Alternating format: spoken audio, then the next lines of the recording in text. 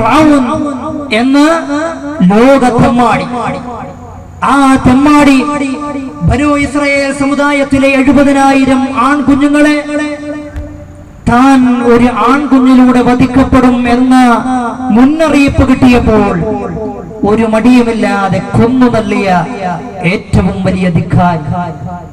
ചരിത്രം നമുക്കറിയാം. ഓളങ്ങൾ താലോലിച്ച് ഒഴുകി വരുന്നൊരു പെട്ടിയുമങ്ങ് ഉമൽ പോ ആസിയ ബീവി പെട്ടി തുറക്കുന്നേ. പെട്ടി തുറന്നൊരു നേരം വട്ട മുഖത്തൊളി മോനെ കണ്ട് കുട്ടിയെ വാരിയെടുത്തു മാറിൽ ചാർത്തുന്നേ. മഹാനായ മൂസാ നബി അലൈഹിസ്സലാത്തു വസ്സലാം, ആ മൂസാ നബിയാകുന്ന ഫിർഔന്റെ ഏറ്റവും വലിയ പ്രതിയോഗിയെ അല്ലാഹു സുബ്ഹാനഹു വ തആല ഫിർഔനാകുന്ന ലോകത്തെമ്മാടിയുടെ കൊട്ടാരത്തിൽ അതാ ജീവിക്കാനുള്ള എല്ലാ സംവിധാനങ്ങളും ഇണക്കി.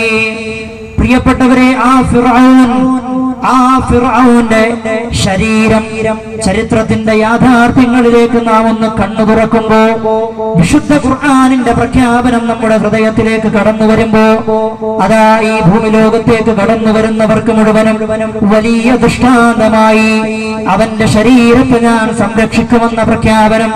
പ്രിയപ്പെട്ടവരെ, നൂറ്റാണ്ടുകൾ എത്ര വിശുദ്ധ ഖുർആന്റെ പ്രഖ്യാപനം കഴിഞ്ഞിട്ട് ആ ചെങ്കടലിൽ നിന്ന് ഫിർഔന്റെ ശരീരം അതാ കിട്ടുകയാണ്. എന്താ ഞാനിത് ആമുഖത്തിൽ നിങ്ങളോട് പറയാനുള്ള കാരണം? പ്രിയപ്പെട്ടവരെ, നിങ്ങൾ ഈജിപ്തിനെ കുറിച്ച് കേട്ടിട്ടുണ്ട്, ഈജിപ്തിലെ പിരമിഡുകളെ കുറിച്ച് കേട്ടിട്ടുണ്ട്, ആ പിരമിഡുകളിലുള്ള ഒരുപാട് മമ്മികളെ കുറിച്ച് നിങ്ങൾ കേട്ടിട്ടുണ്ട്. ആ മമ്മികളൊക്കെ എംബാം ചെയ്തു വെച്ച മമ്മികളാണ്. ആ മമ്മികളൊക്കെ ഒരുപാട് കെമിക്കലുകൾ ചേർത്തിട്ട് ശരീരം നശിക്കാതിരിക്കാൻ വേണ്ടി അതാ വയറു കീറി ആ വയറിൽ നിന്ന് കുടലുകളും കുടൽമാലകളും എടുത്തുകൊണ്ട് ജീർണിച്ചു പോകുന്ന ശരീരഭാഗങ്ങളെ മാറ്റിക്കൊണ്ട് പ്രത്യേകം എംബാം ചെയ്തു കൊണ്ടുവച്ച ശരീരമാണ് നാം കാണുന്ന പിരമിഡിന്റെ ഉള്ളിലുള്ള മമ്മികളിലെങ്കിൽ അല്ലാഹുവിന്റെ പ്രഖ്യാപനം, വിശുദ്ധ ഖുർആനിന്റെ ഏകത്വം, വിശുദ്ധ ഖുർആൻ ഏത് കാലത്തും അതിജയിക്കുമെന്നതിന്റെ ഏറ്റവും വലിയ ഉദാഹരണമാണ്. വിശുദ്ധ ഖുർആനിന്റെ പ്രഖ്യാപനങ്ങൾക്കു ശേഷം ഒരുപാട് കാലങ്ങൾക്കു ശേഷം ആ ചെങ്കടലിൽ നിന്ന് ലോകത്തെ ഏറ്റവും വലിയ തെമ്മാടിയായ ഫിർഔന്റെ ശരീരം ലോകത്ത് മുഴുവനും പാഠമാക്കി അല്ലാഹു നിലനിർത്തി കഴിഞ്ഞു. ഞാനിത് പറഞ്ഞതെന്തിനാ? പ്രിയപ്പെട്ടവരെ, മരണം അതൊരു യാഥാർത്ഥ്യമാണ്. ഏതു വലിയ തെമ്മാടിയും മരിക്കും, ഏതു വലിയ ധിക്കാരിയും മരിക്കും. അതാ നിങ്ങൾക്ക് കാണാം, മലയുടെ മുകളിൽ ഒരു സ്ത്രീയുടെ രൂപത്തെ നിങ്ങൾക്ക് സ്ക്രീനിൽ കാണാം.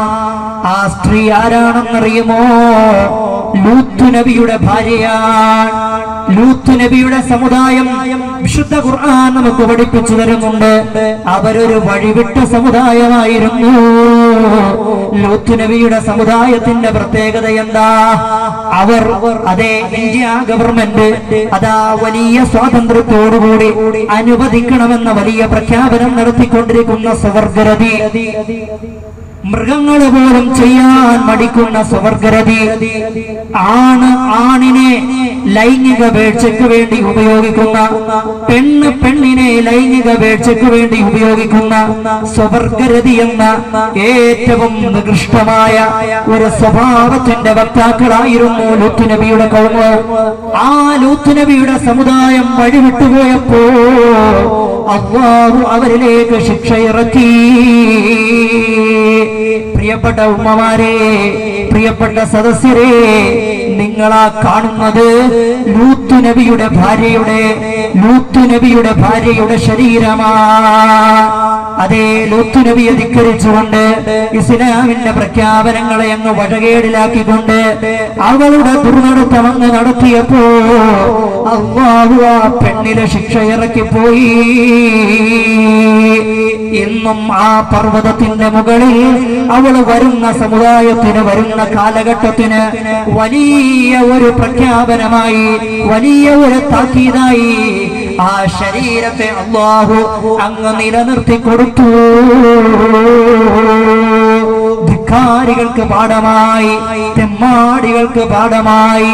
എങ്കിലോ സമയത്തിന്റെ ചുരുക്കത്തിൽ നിന്ന് ഞാൻ മറ്റൊരു തെമ്മാടിയെ നിങ്ങൾക്ക് പരിചയപ്പെടുത്തി തരാം. ഫലസ്തീൻ എന്ന് പറഞ്ഞൊരു രാജ്യമുണ്ട്. ഫലസ്തീൻ എന്ന് പറഞ്ഞൊരു രാജ്യം, എത്രയോ എത്രയോ രാജ്യങ്ങൾ ഭൂമി ലോകത്തുണ്ടായിരുന്നു. ഇസ്രയേൽ വംശജർക്ക്, അതാ ഇസ്രയേൽ എന്ന് പറയുന്ന ഇന്നത്തെ രാജ്യത്തിന്, ആ രാജ്യത്തിൽ താമസിക്കുന്ന മുൻഗാമികൾക്ക് അവർക്ക് ജീവിക്കാൻ വേണ്ടി അവരതാ പല രാജ്യങ്ങളിലും ഒരു അല്പം സ്ഥലത്തിനു വേണ്ടി യാചിച്ചുകൊണ്ട് നടന്നിരുന്നു. പക്ഷേ അവരുടെ സ്വഭാവം അറിയാവുന്നത് കൊണ്ട് അമേരിക്ക അവർക്ക് സ്ഥലം അനുവദിച്ചില്ല, ബ്രിട്ടൻ അവർക്ക് സ്ഥലം അനുവദിച്ചില്ല. ലോക ചരിത്രത്തിൽ നാം വലിയ സ്വേച്ഛാധിപതിയായി കാണുന്ന ഹിറ്റ്ലർ, ആ ഹിറ്റ്ലർ പറഞ്ഞു, ഞാൻ 90% യഹൂദന്മാരെയും കൊന്നിട്ടുണ്ട്, 10% യഹൂദന്മാരെ ഞാൻ ഈ ഭൂമി ലോകത്ത് ബാക്കി വെക്കുന്നു.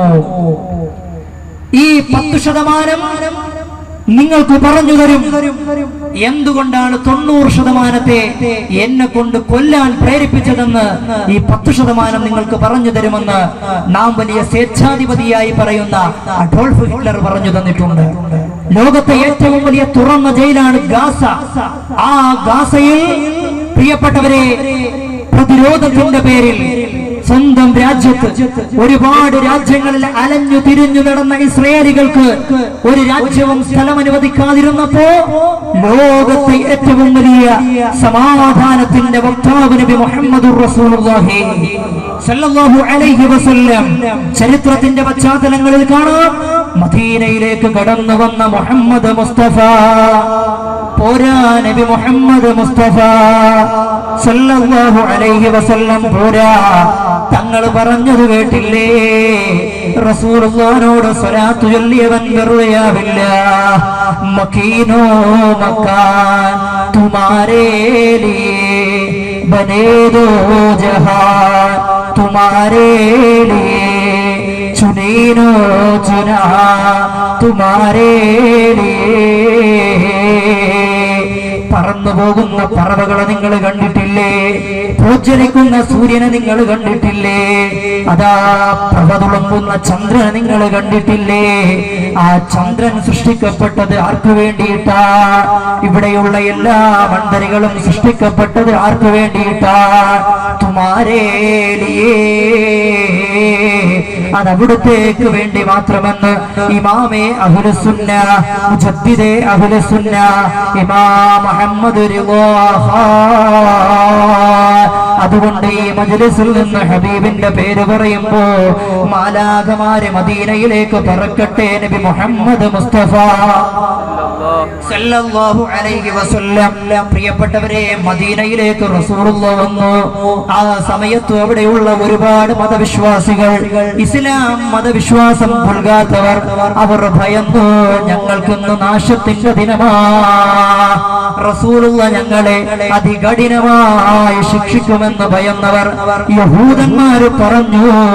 അതേ, ഏറ്റവും വലിയ തുറന്ന ജയിലാകുന്ന ഗാസയിൽ പേപ്പട്ടി കണക്കിന് മുസ്ലിമീങ്ങളെ കൊല്ലുന്ന യഹൂദന്മാർ, അവരുടെ തിൽമൂദിയൻ കാലഘട്ടം കഴിഞ്ഞാൽ യഹൂദന്മാർക്ക് ഏറ്റവും ഏറെ സംരക്ഷണം കിട്ടിയിരുന്നത് ചാപ്റ്റർ ഓഫ് മദീന, മദീന ലിഖിതം.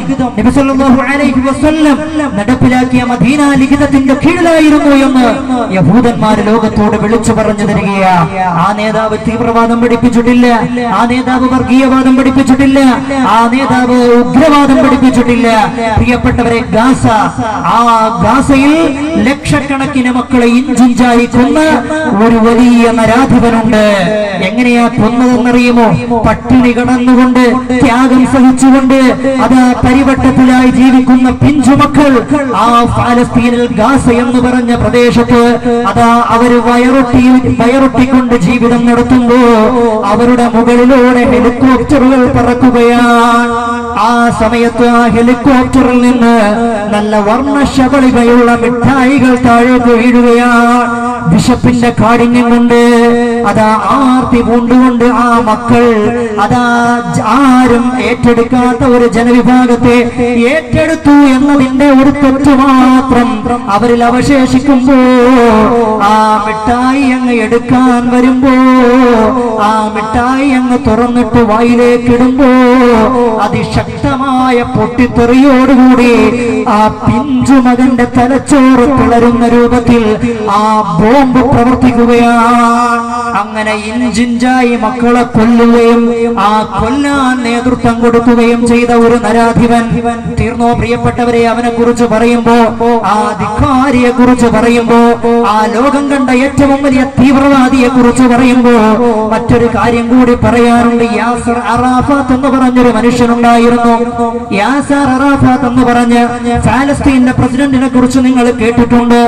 ആ ഫലസ്തീന്റെ പ്രസിഡന്റ് പ്രിയപ്പെട്ടവരെ രോഗാതുരനായി ആശുപത്രിയിൽ കിടക്കുമ്പോ ആ മനുഷ്യന്റെ പോസ്റ്റ്മോർട്ടം റിപ്പോർട്ട് ഈ അടുത്താണ് ലോകം പ്രഖ്യാപിച്ചത്, ലോകം വിളിച്ചു പറഞ്ഞത്.